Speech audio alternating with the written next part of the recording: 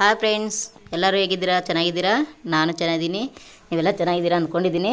ನೋಡಿ ಫ್ರೆಂಡ್ಸ್, ನಾನಿವತ್ತು ಕರ್ಜಿಕಾಯಿ ಮಾಡೋದು ನಿಮ್ಗೆ ಹೇಳ್ಕೊಡ್ತಾಯಿದ್ದೀನಿ. ಹೇಗೆ ಅಂತ ನೋಡ್ಕೊಳ್ರಿ, ಮಾಡ್ಕೊಳ್ರಿ, ತಿಂದ್ಕೊಳ್ರಿ, ನಂಗೆ ಹೆಂಗಿದೆ ಅಂತ ಕಾಮೆಂಟ್ ಮಾಡಿರಿ. ಅದಕ್ಕೆ ಏನೇನು ಬೇಕು ಹೇಳ್ತೀನಿ, ನೋಡ್ಕೊಳ್ಳಿ. ಅರ್ಧ ಕೆ ಜಿ ಕಡಲೆಬೀಜ, ಅರ್ಧ ಕೆ ಜಿ ಹುರ್ಗಡ್ಲೆ, 3/4 ಕೆ ಜಿ ಬೆಲ್ಲ ಚೆನ್ನಾಗಿ ತುರಿದು ಇಟ್ಕೊಂಡಿದ್ದೀನಿ. ಒಂದು ಅರ್ಧ ಕೆ ಜಿ ಕೊಬ್ಬರಿ, ಒಣಕೊಬ್ಬರಿ, ಗಸಗಸೆ ನೋಡಿ, ಗಸಗಸೆ 100 ಗ್ರಾಮ್ ಗಸಗಸೆ, 100 ಗ್ರಾಮ್ ಬಿಳಿ ಎಳ್ಳು ಚೆನ್ನಾಗಿ ಎಲ್ಲ ಹುರಿದು ಇಟ್ಕೊಂಡಿದ್ದೀನಿ. ಕಡಲೆಬೀಜ ಹುರಿದಿದ್ದೀನಿ, ಇವನು ಹುರಿದಿದ್ದೀನಿ, ಗಸಗಸೆ ಇವೆಲ್ಲ ಎಳ್ಳು ಎಲ್ಲ ಹುರ್ಕೋಬೇಕು ನೋಡಿ. ಅದಕ್ಕೆ ಬೇಕಾಗಿದ್ದು ಕನಕ ರೆಡಿ ಮಾಡಿದ್ದೀನಿ. ಕನಕ ಇದನ್ನು ಎಲ್ಲ ಪುಡಿ ಮಾಡಿಕೊಂಡು ಕನಕ ಹೇಗೆ ಮಾಡೋದು ಅಂತ ತೋರಿಸ್ತೀನಿ ನೋಡಿ. ಕಡಲೆ ಮಿಕ್ಸಿಗೆ ಹಾಕ್ಕೊತೀನಿ, ಅದ್ರ ಜೊತೆಗೆ ಗಸಗಸೆ, ಬಿಳಿ ಎಳ್ಳು 2 ಹಾಕ್ಕೊಳ್ತಾ ಇದ್ದೀನಿ. ಇವಾಗ ಮಿಕ್ಸಿ ಮಾಡೋಣ ಬನ್ನಿ. ನೋಡಿ, ಕಡಲೆ, ಹುರ್ಗಡ್ಲೆ ಮತ್ತು ಗಸಗಸೆ, ಬಿಳಿ ಎಳ್ಳು 3 ಮಿಕ್ಸ್ ಮಾಡಿಕೊಂಡು ಮಿಕ್ಸಿಗೆ ಹಾಕಿದ್ದೀನಿ ನೋಡಿ. ನುಣ್ಣು ಪುಡಿ ಮಾಡ್ಕೊಂಡಿದ್ದೀನಿ.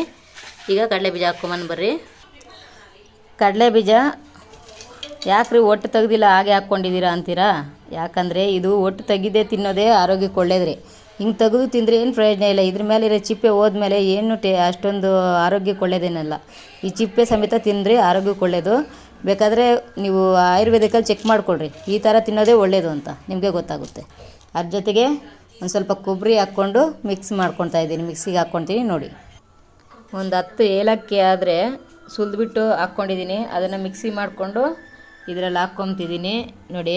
ಬೆಲ್ಲ, ನಾವು ಮಿಕ್ಸಿ ಹಿಡ್ದಿರೋ ಪುಡಿ, ಕಡಲೆ ಬೀಜದ ಪುಡಿ, ಇದು ಹುರ್ಗಡ್ಲೆ, ಗಸಗಸೆ, ಬಿಳಿ ಎಳ್ಳು, ಬೆಲ್ಲ, ಏಲಕ್ಕಿ ಎಲ್ಲ ಪುಡಿ ಮಾಡ್ಕೊಂಡು ಈ ಥರ ಇದರಲ್ಲಿ ಕಲಿಸ್ಕೊತಾ ಇದ್ದೀನಿ ನೋಡಿ. ಹಿಂಗೆಲ್ಲ ಪುಡಿ ಮಾಡಿ ಇಟ್ಕೊಂಡು ರೆಡಿ ಮಾಡ್ಕೋಬೇಕು. ಇದು ಹೂರಣ ರೆಡಿ ಆಯ್ತು. ಈಗ ನೋಡಿ ಎಷ್ಟು ಚೆನ್ನಾಗಿದೆ.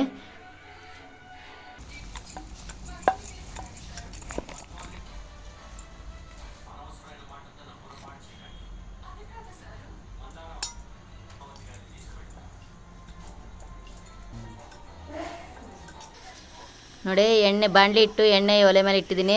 ಎಣ್ಣೆ ಚೆನ್ನಾಗಿ ಕಾದಿದೆ. ಈಗ ಅದಕ್ಕೆ ನಾವು ಮಾಡ್ಕೊಂಡಿರೋ ಕರ್ಜಿಕಾಯಿಗಳಾದರೆ ಹಾಕ್ತಾಯಿದ್ದೀನಿ ನೋಡಿ.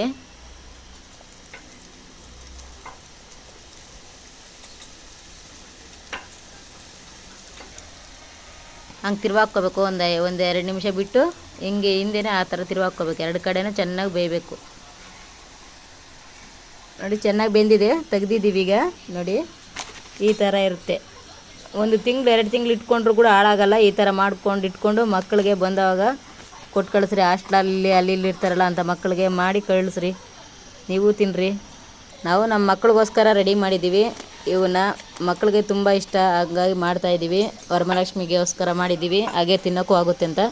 ನೀವು ನಿಮ್ಮ ಮನೇಲಿ ಮಾಡ್ಕೊಳ್ರಿ, ಹೆಂಗೆ ಬಂದಿದೆ ಅಂತ ನೋಡಿ ನನಗೆ ಹೇಳಿ. ಓಕೆನಾ ಫ್ರೆಂಡ್ಸ್, ಬಾಯ್.